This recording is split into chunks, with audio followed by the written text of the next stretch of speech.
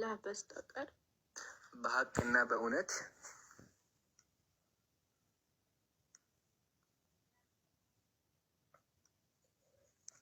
በሐቅና በእውነት እንደሆነ አሳየኝ። የት ላይ እንደዛ የሚለው ከፈለግሽ ሰኪው ከፈለግሽ ኦኬ አልፋና ኦሜጋ ነኝ አለ እኮ ራሱ ተናገረ እኮ ኢምራን ራሱ እኮ እኔ አልፋና ኦሜጋ ነኝ ብሎ ሲል አልፎበታል። ጥያቄው አለፈበት አልክ። እኔ ቢያልፍበት ባልፍበት መጽሐፋችን ነው። እኛ ምን አገባን? የት ላይ አሳይ። የት ላይ እንደዛ አንድ ራእይ 1:8-7 ላይ ለምንድን ነው የማታነበው? እሺ እንደዚህ ይላል፣ ያለውና የነበረው የሚመጣው ሁሉን የሚገዛ ጌታ አምላክ አልፋና ኦሜጋ እኔ ነኝ ይላል። ያለው ማን ነው? አለቀ። እኔ ነኝ ይላል እግዚአብሔር አምላካችን ኢየሱስ ክርስቶስ ወልድ እግዚአብሔር ወልድ እግዚአብሔር። እንዴ ከላይ ምንድን ነው የሚለው? ከላይ ምንድን ነበር? ሞቼ ነበረ ሕያው ነኝ እያለ እኮ እየተናገረ ያለው ኢየሱስ ነው። ማን ሞተው? አብ ነው የሞተው? ማን የሞተው? በጣም አይደለም የሞተው ማን ነው? የሞተው ኢየሱስ ነው። ትክክል ነሽ። የሞተው ኢየሱስ ነው። ግን አንድ ነገር ልንገርሽ፣ መጀመሪያ አልፋና ኦሜጋ ማለት ነው ዘላለም ያለን ማለት ነው አይደለ? አልፋና ኦሜጋ ማለት ዘላለማዊ የሆነ ማለት ነው አይደለ? ትክክል ነኝ። አልፋና ኦሜጋ ማለት መጀመሪያ መጨረሻ የሚል አልፋ ማለት የግሪክ የመጀመሪያ ፊደል ነው። ኦኬ። ስለዚህ በቃ ሁልጊዜ ዘላለማዊ ማለት ነው። ግን ኢየሱስ ከሞተ ዘላለማዊ አይደለም። አንደኛ፣ ስለዚህ ጥቅሱ ራሱ አያስኬድሽም። አንደኛ። ሁለተኛ ደግሞ እዚህ አውድ ላይ በውስጥ ታዋቂነት እየተናገረ ያለው እግዚአብሔር ነው። ማስረጃ ልስጥሽ፣ እግዚአብሔር የተናገረ እንደሆነ በኢየሱስ አንደበት ልስጥሽ። ቆይ ትሰጠኛለህ። አሁን የሞተው ተስማምተናል። ማነው? ወልድ ነው። ኢየሱስ ክርስቶስ ነው የሞተው ከሙታን የተነሳው። ቀጥሎ እየተናገረ ያለው ደግሞ አብ ነው። እየተናረፉ የሚነጋገሩት እንደዛ። ይሄ የመጽሐፍ ቅዱስ አነጋገር ነው። ላሳይሽ። ምሳሌ ዘዳግም ሂጂ፣ ዘዳግም 29 ሂጂ። እስቲ አንድ የሚል ዘዳግም አንብቢልኝ። ሙሴም የእስራኤልን ልጆች ሁሉ ጠርቶ ቅጠቅ አድርገው ድብዝዝ የለኮ ነው እኔ ጋራ እኔ ላምጣ ኮፒ አድርጌ ኔትወርክህ ነው እንዴ ምራል? አይ እኔ እንጃ። ጠርቷቸው አላቸውም እግዚአብሔር በፊታቸው ነው የሚለው አይታየኝም። ቆይ ለእኔ አንብብ። በቃ ሙሴ የእስራኤል ልጆችን ሁሉ ጠርቶ እንደዚህ አላቸው። ተናጋሪው ማን ነው? ሙሴ። እግዚአብሔር ሙሴ። እሺ እግዚአብሔር በፊታችሁ በግብፅ ምድር በፈርዖንና በባሪያዎቹ በምድር ሁሉ ያደረገውን ተመልከቱ። ዓይኖቻችሁ ያዩዋቸው ታላላቅ ፈተናዎች፣ ታላላቅ ተአምራት ድንቆች አይታችኋል። እግዚአብሔር ግን አስተዋይ ልብ፣ የማያዩ ዓይኖች፣ የሚሰሙ ጆሮዎች እስከዛሬ ድረስ አልሰጣችሁ።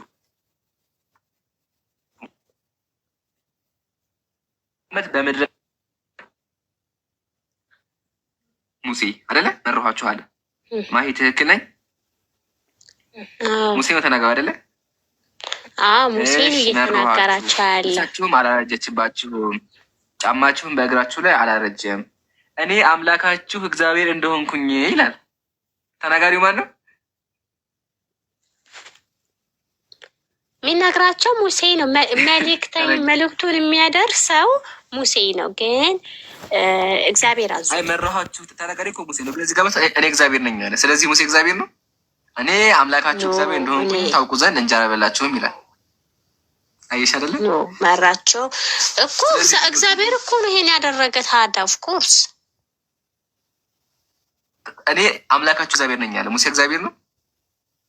ሙሴ እግዚአብሔር ነው አይደለም የሚለው። አንተ ምን ሆነህ ነው? ታዲያ እኔ አምላካችሁ እግዚአብሔር ነኝ ያለ ተናጋሪው ማን ነው? ኦኬ ከላይ ልስት ታሪኩን ተናጋሪ ሙሴ ነው። ከላይ አይቻለሁኝ፣ አየሁኝ፣ አሁን ታይቶኛል። ሙሴ ነው። እዚህ ታች ላይ ደግሞ እኔ አምላካችሁ እግዚአብሔር እንደሆንኩኝ የሚለው ይሄ ምንድነው? ሙሴ አይደለም እግዚአብሔር ነው። ሙሴ እግዚአብሔር አለ ነው። የት ነው ያለው? ያው ሙሴ እኮ ነው ያለው። አዘዘው። አንተ ከየት ነው ያመጣኸው ደግሞ? አረ ስራ ይፍረስ ይምራን ደግሞ የተረገምክ ወይ! አይ ማሄቹ ታዘኛለሽ እኮ አይሽ አይደል? መጽሐፍ ቅዱስ እንደዚህ ያስተምራል። ስለዚህ አሁን እዚህ ጋር በቅድም አውዱ መሰረት የተቃበው ተናገረ የምትይ ከሆነ እዚህ ጋር ሙሴ አምላክ ነው። ስለዚህ ኢየሱስ ብቻ ሳይሆን አምላክ የሚሆነው ሙሴም አምላክ ነው። አራተኛ አምላክ ሙሴ ሃሌሉያ ማለት አለብሽ። ሙሴ ጌታ ማለት አለብሽ። አረ ተው ተው ተው ተው ተው፣ እሱ የሚባል ነገር የለም። በመጽሐፋችን ምን ተሻለ? ሲጀመር እኮ አምላካችን እግዚአብሔር እኔ አንድ አምላክ ነው ብዬ እኮ ዘግቼ ነበረ። እንዴ ሶስት ናቸው በአካል አምላክ እኮ። እስራኤል ሆይ ስማ አምላካችን እግዚአብሔር አንድ አምላክ ነው ብሏል። ማርቆስ 12 ይናገራል። እስራኤል ሆይ ስማ አምላካችን ዘዳግም 6 ይናገራል። ስለዚህ አንድ አምላክ ነው እኛ ክርስቲያኖች የምናመልከው። አለቀ። ምን አስጨነቀ? አብ ወልድ መንፈስ ቅዱስ ይሄ የእስራኤል በውስጥ ውስጥ ነው። በውስጥ ውስጥ አሁን ለምሳሌ ቆላሲያስ ላይ ሄደን ስታይ ኢየሱስ ክርስቶስ ፈጥሮ ታገኛለህ። አለቀ።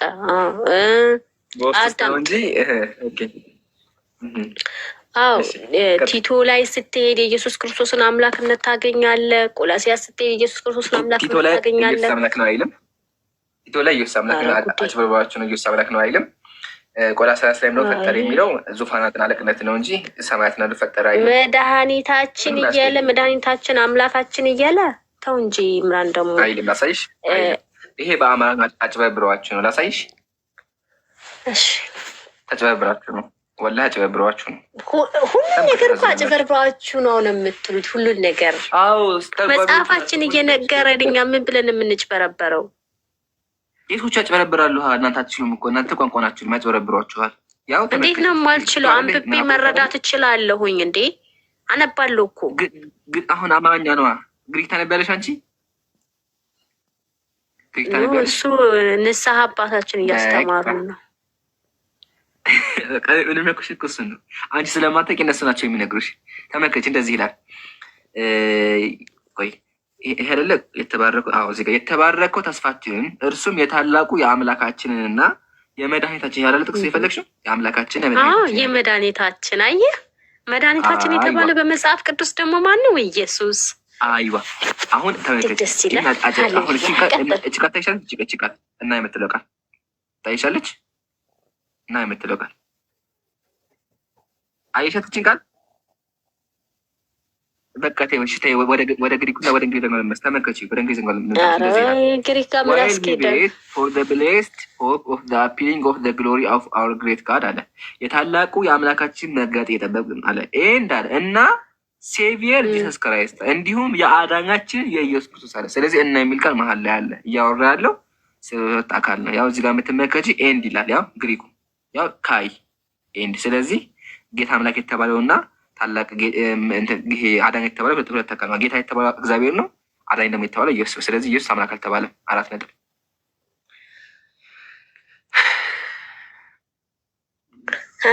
ጨረስክ? አገጣጥመህ በዚህም በዚያም ብለህ በቃ ሞላኸው። እኔ አይደለሁም መጽሐፋችሁ ነው። ግሪኩን ከፈኩኝ። ግሪኩን ከፍችልሻለሁ ድጋሚ።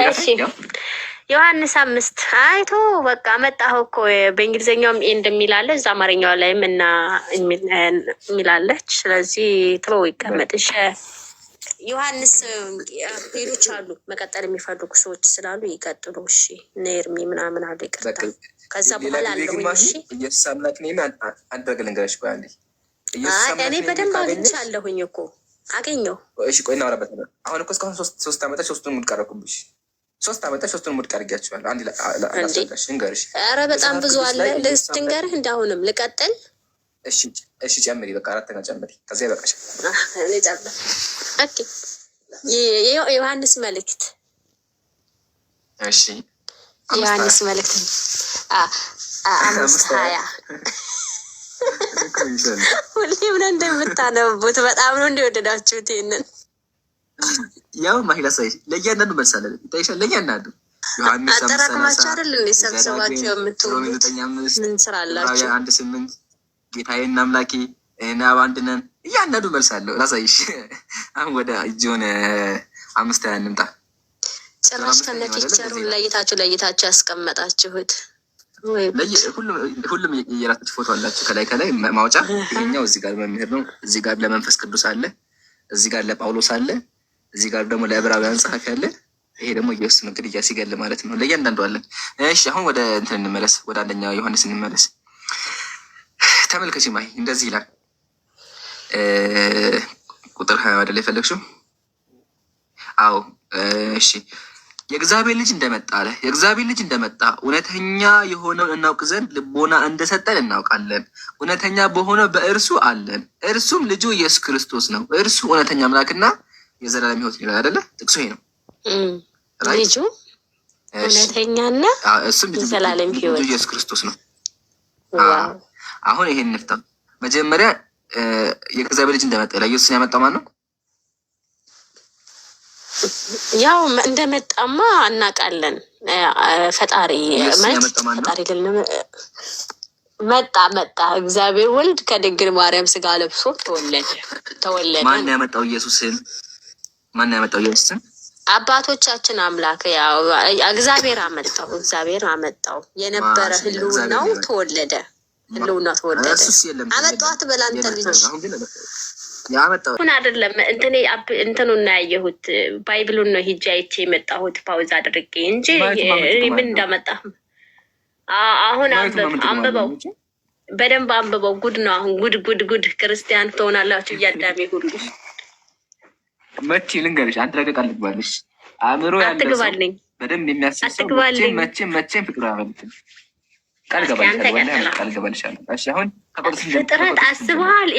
ኢምራን ሊስን ቱ ሚ ፍጥረት ማለት ነው በሰማይ በምድር ከምድርም በታች ያለው ሁሉ ይስገድ። ኦኬ እሱን ፍጡር ከሆነ ለምንድን ነው ከፍጡራኖቹ መካከል ያልሆነው? ለበጉ ይስገዱ ይላል። የሚሰገደው ፍጥረት ሁሉ ለበጉ ይሰግዳል ወይ?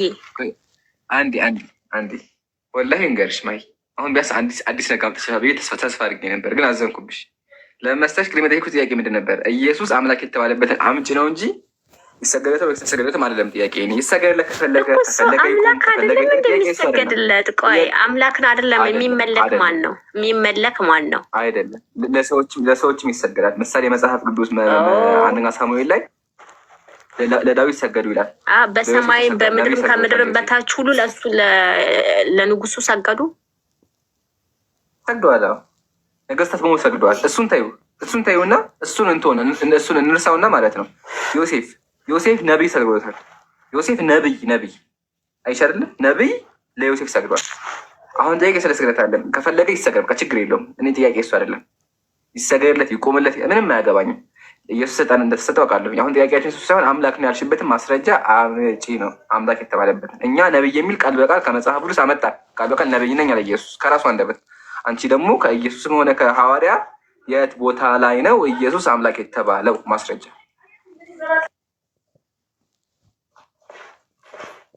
እኔ ደግሞ እያልኩ ያለሁት ማለት ነው አምላክ ፍጥረት ሁሉ ሊሰግድለት የሚገባው ፍጥረት የተባለ ሊሰግድለት የሚገባው ለአምላክ ነው። ስለዚህ አምላክ ለሆነው ነገር ነው እየተሰገደ ያለው። በጉ ተብሎ የተቀመጠው መጽሐፍ ቅዱሳችን ላይ አምላክ ነው። ራዕይ 1:8 ላይ ራሱ እኮ አልፋና ኦሜጋ እኔ ነኝ ብሏል። ፊተኛውና ኋለኛው እኔ ነኝ ብሏል። ስለዚህ ይሄ ደግሞ ሂደት መጠራት አይ ቆይ አንዴ እዚህ የምናጠራው የትም አንሄድም። አንድ ነገር ባጭሩ መልስልሽ። እኔ ጥያቄ ስለ ስግደት አይደለም። ኢየሱስ እግዚአብሔር ስልጣን እንደሰጠው እንዳሰገደ ታውቃለሁ። ዮሴፍ እንደተሰገደለት፣ ዳዊት እንደተሰገደ ተሰግዶታል። ኢየሱስ ግን አምልኮ ለኢየሱስ ቀርቦ አያውቅም። ግን የአክብሮ ስግደት ተሰግዶለት ታውቃለሁ። እሱን ግን ጥያቄ እኔ ተሰግዶታ ወይ አልተሰገደለትም ሳይሆን አምላክ ነው ተብሏል ወይስ አልተባለም ነው። ስለዚህ አንቺ አምላክ ነው ስላሽ የት ቦታ ላይ ነው ኢየሱስ አምላክ የተባለው? ኢየሱስ ራሱ አምላክ ነኝ ብሏል ካለ ማስረጃ፣ ሐዋርያት ብለዋል ካሉ ማስረጃ አቅርቢ። እኔ ቃል በቃል ተለይ ከኢየሱስ አንደበት ነቢይ ነኝ ያለበት አምጥቻለሁ። አንቺ ደግሞ አምጪ። እንዴ ነቢይ መሆኑን ያውቃለሁ አልኩ። እሺ ራዕይን አሳየኛ። ራዕይ አሁንም እኮ ኦኬ ላምጣ። ራዕይ 1:8 ክፈትሽ።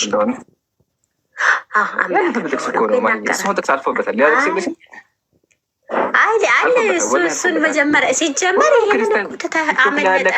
አሁን እኮ ይሄኛውን ሸፍነ ቆይ ይምራን፣ ይሄኛውን አለመቀበል ብለህ ሸሸ። ፍጥረት ሁሉ እየሰገደለት በሰማይም በምድርም ከምድርም በታች ያለው ሁሉ ለበጉ ይስገድ እያለ ይስገድ አለ እኮ። ይስገድ ሲል እኔ በጣም አስቸግራ ይሆናል። ደግሞ ተነስቶብህ ነው የመጣኸው። ጭራሽ ብሶብሃል። ቀጥል። አንቺ ነሽ እኮ ማሂቾ አንቺ እኮ ነሽ ማስረጃ የሰጠሽኝ አይደለማ። እኔ ጥያቄ ስለ ስግደት ሳይሆን አምላክ የተባለበትን ማስረጃ አምጪ ነው።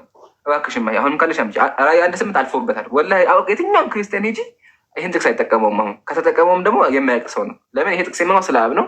ብዙ ማስረጃዎች አሉ። አሁን እሱን ተይውና ሌላ ጥቅስ ላይ መሄድ አይጠበቅብህም። ለምን? እናንተ እኮ ራዕይ 1:8 እንኳን ስትጠየቁ ራዕይ 4 ልክ ምዕራፍ ቁጥር 4 ላይ ሄዱና ላብ ነው ትላላችሁ። እዛው ላይ ቆማችሁ ራሱ ማስረዳት አትችሉም። አንተ ሰው እየተረጋጋ ብያሃለሁኝ። በአናት ላትቆም እስኪ ልጨርስ ላስረዳበት። ከስላለሁ ረጋበት አታናደት ማየት እናደዳለች። ለሱ መልስ ለመስጠት ፈልጌ እኮ ነው። አይችልም። ቆይ ተራህን ጠብቀህ ታስረዳለህ። ጣልቃ እንዳትገባ። ከገባ ካሁን በኋላ አወርድሃለሁ። እታች ሆነ ታፕታፕ ታደርጋለህ። ቀጥሉ ይምሩ። እሺ ማሂ፣ አሁን የማሳሽን ነገር በደንብ ተከታተይና ባጭሩ የድሮ ሙግት ልተወውና አዲስ ሙግት ላንሳልሽ። በቃ ቀለል ያለ ሙግት ላንሳልሽ። እሺ እየሰማሽ ነው? እየሰማሁ ነው በደንብ። እሺ የራዕይ መጽሐፍ ምዕራፍ 21 ቁጥር 25 እንደዚህ ይላል። ቁጥር 22 ላይ ሶሪ፣ ሁሉንም የሚገዛ ጌታ አምላክና በጉ መቅደሷ ናቸው ይላል። እዚህ ጋር ስንት ነገር አለ? ሁሉን የሚገዛ ሲል ሁለት ነገር አለ። በጉ መቅደሷ ነው። ኦኬ ሄድ። በጉ መቅደሷ የተባለው ኢየሱስ ነው። በጉ መቅደሷ ደግሞ ማን ነው? ሁሉን የሚገዛ የተባለው ማን ነው? ሁሉን የሚገዛ የተባለው ማን ነው? ጌታ አምላክ ነው። አብ ነው። አብ የት አለ? አብ የሚለው የት አለ? የጌታ ሰባት አለ እንዴ? እሺ ማን ነው? እሺ ንገረኝ፣ ማን ነው? ጌታ አምላክ እኮ አብ የሚለው የት ከየት አመጣችሁ? እሱ እኮ ነው ዋናው ነገር። እሺ ማን ነው? ንገረኝ። በቃ እኔን ተይኝና ማን ነው? ንገረኝ አንቺ። ማን ነው እንዴ? የኢየሱስ አባትማ አብ ነው። አንድ አባት አለን ይላል ጳውሎስ። አንድ አባት አለን። በቃ ስለዚህ አንተ ከየት አብ ይሁን ወልድ ይሁን እዚህ ጋር በምን አወቅ? እሺ በምን እንዳወቅ ልንገርሽ። እዚህ ጋር ምናምን ሁሉን የሚገዛ ጌታ አምላክና በጉ አለ። ስለዚህ ሁሉን የሚገዛ የተባለው አካል ከበጉ የተለየ፣ በጉ ኢየሱስ ነው አይደለ? ስለዚህ ኢየሱስ ካልሆነ የሚሆነው የኢየሱስ አባት ነው ማለት ነው። ሲምፕሊ አሁን አንቺ ማን እንደሆነ ንገሪኝ። ሁሉን የሚገዛ የተባለው ማን ነው?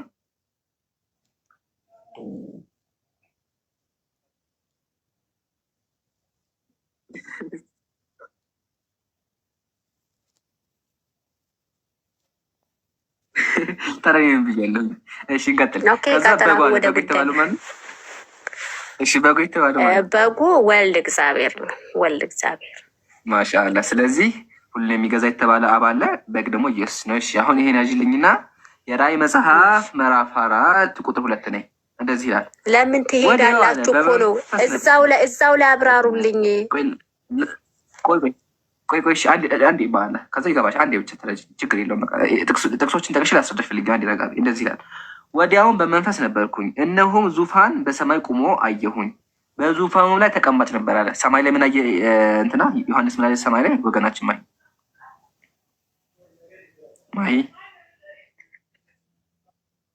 ምን አየ? ዙፋን። ያው ዙፋን በሰማይ ቁሞ አየሁ አለ። ያው ዙፋን፣ ከዛ በዙፋኑ ላይ ተቀማጭ ነበር አለ። ዙፋን ላይ የተቀመጠው ማን ነው? ዙፋን ላይ የተቀመጠ አምላካችን እግዚአብሔር ነው።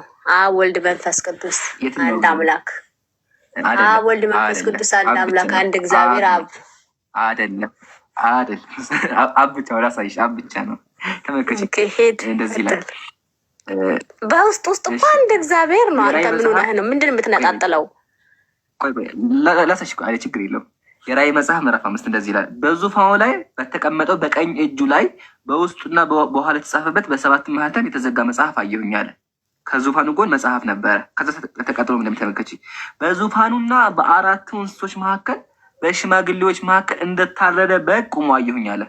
ቁሞ አየሁ ማለት ነው። አባት አየኸው? ኢየሱስን ማን ነው? ስለዚህ አልተቀመጠም። ኢየሱስ ቁሞ ነበር። አልተቀመጠም ነበር የኔ አባት ጌታ። ስለዚህ አልተቀመጠም በይ እንዴ። ዕብራውያን 1 ላይ በግርማው ቀኝ ተቀምጧል ይላል የሌለ እንዴ? ዕብራውያን 1 ላይ እሱማ ሐዋርያትም ይቀመጣሉ፣ አማኞችም ይቀመጣሉ አውቃለሁ። ግን ዮሐንስ ባየው ራዕይ መሰረት ኢየሱስ ቁሞ ነበር አይደለ? አዎ ጌታ ሲያሳዝነኝ እኮ የኔ አባት። ቀጥል አሁን። ስለዚህ ቀጥል ወደ ጉዳዩ። የተቀመጠው ማን ነው? ስለዚህ የተቀመጠው አምላካችን እግዚአብሔር አንድ አምላክ ነው። በውስጥ ስላለ እግዚአብሔር ነው። አብ ወልድ መንፈስ ቅዱስ አንድ እግዚአብሔር። አለቀ። ሰውዬ ፍታኝ። ወልድማ እዚህ ጋር ተቆሟል እኮ ወልድ ቁሟል። ያ ወልድ ቁሞ ነበር አለሽ እኮ። ስለዚህ አልተቀመጠም። የተቀመጠው ማን ነው? ኦኬ ወልድ እግዚአብሔር ቁሞ ነበር። ስለዚህ የተቀመጠው ማን ነው? ኢየሱስ ከቆመ የተቀመጠው ማን ነው ማለት ነው? ኦኬ ያ እግዚአብሔር ማለት ነው። አብ አባታችን በቃ አብ ነው። እሺ አብ ነው። ስለዚህ ወረድ በል አልፋና አሁን አልፋና ኦሜጋ የሚለው ማን ነው ስልን ተመከች። አልፋና ኦሜጋ የሚለው ተመከች ማን እንደሚናገር ያው እዛው የራዕይ መጽሐፍ ምዕራፍ እንደዚህ ይላል። በዙፋኑም የተቀመጠው ማን ነው? በዙፋኑ አብ ነው አይደለ? አሁን ቅድም አብ ብለሽኛል። አብ ተመከች ምን እንዳለ እነሆ ሁሉን አዲስ አደርጋለሁኝ አለ። ማን? አብ። ለእኔም እነዚህ ቃላቶች የታመኑና እውነተኛ ናቸው ጻፍ አለኝም ተፈጽሟል። አልፋና ኦሜጋ መጀመሪያውና መጨረሻው እኔ ነኝ አለ። ቡም ያለው ማን ነው? ያለው እንግዲህ ልክ ይችን ፖይንት ማለት ነው። አንተ ራዕይ ላይ እዚህ ይኸውልህ የዮሐንስ የምንድን ራዕይ 21 ላይ መታህ እንዳብራራሃት ራዕይ ቆይ ይቺ ቃል ራዕይ 1:8 ላይ አለች። ይሄ ቃል ደግሞ በተመሳሳይ መልኩ ዘዳግም ላይ ነው፣ ኢሳይያስ ላይ ነው። ልክ እንደዚሁ እግዚአብሔር ማለት ነው ሙሴ ማን ብለን እንጥራ ስለው ልክ እንደዚህችኑ ጥያቄ ነው። እችኑ አልፋና ኦሜጋ ያለና የነበረ ምናምን የሚለውን አምጥቶ ጠይቆታል ማለት ነው፣ ነግሮታል። ሙሴ እንደዛ ብለው ልጆቹ ሊቀሩ ነው። ስለዚህ በዚህ ስም ለምንድን ነው ኢየሱስ የተጠራው? ቆይ ኢየሱስ ለምን በዚህ ስም ተጠራ? ለምን ኢየሱስ ይሄን ተጠቀመው? አምላክ ካልሆነ ለምን ተጠቀመው? አረ ቆይ ጥያቄ እሷን ለመረጋጋት አንዴ ቆይ አንዴ ረጋጋ። ጥያቄ እሷን ጥያቄ ምንድን ነው? እዚህ ጋር አልፋና ኦሜጋ ነኝ ያለው ማን ነው? በዙፋኑ ላይ የተቀመጠው ነው። በዙፋኑ ላይ የተቀመጠው አብ አባታችን አልኩህ። ስለዚህ አልፋና ኦሜጋ እያለ ሲናገር የነበረው የራዕይ መጽሐፍ ላይ ዙፋን ላይ የተቀመጠው አብ ነው። አመሰግናለሁ። ጨርሻለሁ። ከአላህ በስተቀር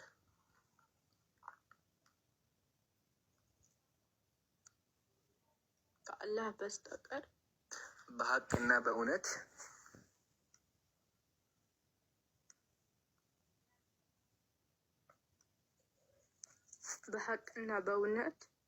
የሚመለክ አምላክ እንደሌለ መሰክራለሁ።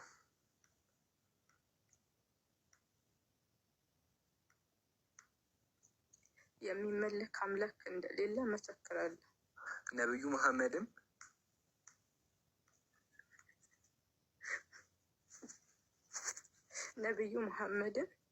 የአላህ ባሪያና መልእክተኛ መሆናቸውን መሰክራለሁ።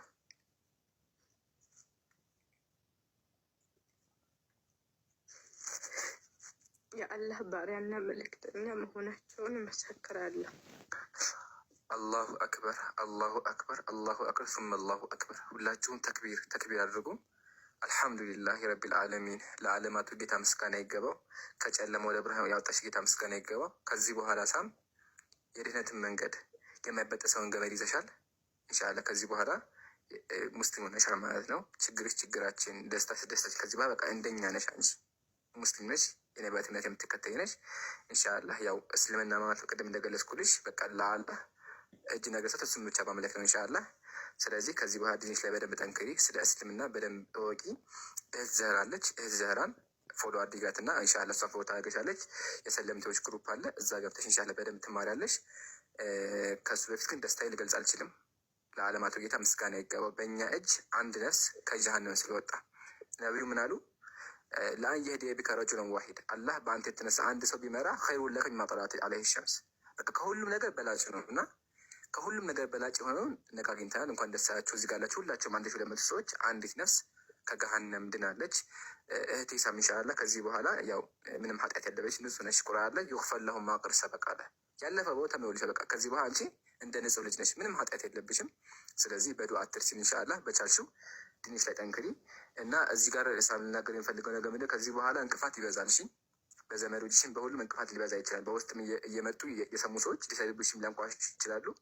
ምንም እንዳይሰማሽ። ሰው የፈለገውን ቢያወራ አንቺ የድነትን መንገድ እንዳሽ እርግጠኛ ከሆንሽ እሱ ላይ መጠንከር ነው ያለብን። ምንም ሊሰማሽ የማይገባም። ስለዚህ በቃ እስልምና ብቻ ፎከስ አድርገሽ በደንብ አገር ስለ እስልምና ለመሞክሪ በጣም ደስ ብሎኛል። አላሁ አክበር አላሁ አክበር ስም አላሁ አክበር። ጨርሻለሁ። እሺ ማሻአላህ ኢምሩ በጣም ደስ ይላል። ቆይ ትቀመጥና አንድ ጊዜ ሌላም ሰው ሊኖር ስለሚችል ሌላ ጥያቄ የምንመለስለት ሰው አለ ይመስለኛል። ማን ነበርሽ?